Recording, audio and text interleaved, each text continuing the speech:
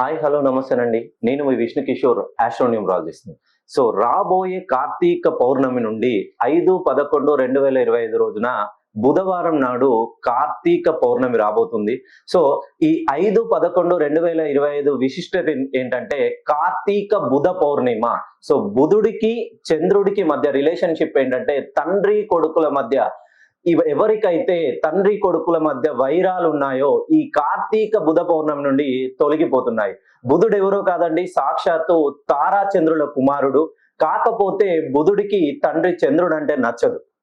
ఎందుకంటే తల్లిని వివాహం చేసుకోకుండా సహజీవనం వల్ల జన్మించిన కుమారుడు బుధుడు కాబట్టి తన తండ్రిపై ద్వేషాన్ని పెంచుకుంటాడు.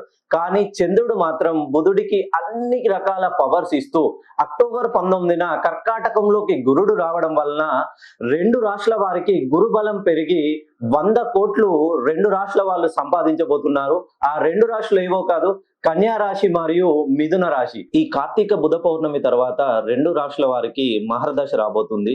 మిథున రాశి వాళ్ళకి కర్కాటకంలో గురుడు ఉండడం వల్ల వాళ్ళకి గురుబలం పెరిగేసి ఉద్యోగంలో గాని, వ్యాపారాల్లో గాని, ఆర్థిక ఇబ్బందులు గాని, వివాహ పరంగా, సంతాన పరంగా, విదేశీ ప్రయాణాలు చేసుకోవాలనుకున్న వాళ్ళు, విదేశాల్లో ఉద్యోగాల కోసం వేచి చూస్తున్న వాళ్ళందరికీ, ఎవరైతే మిథున రాశి వారు ఉన్నారో వాళ్ళందరికీ అక్టోబర్ 19 నుండి కర్కాటకంలో గురుడు రావడం వలన వాళ్ళకి గురుబలం పెరిగి వాళ్ళకి ఉన్నటువంటి సమస్యలన్నిటికీ పరిష్కారం లభించబోతుంది.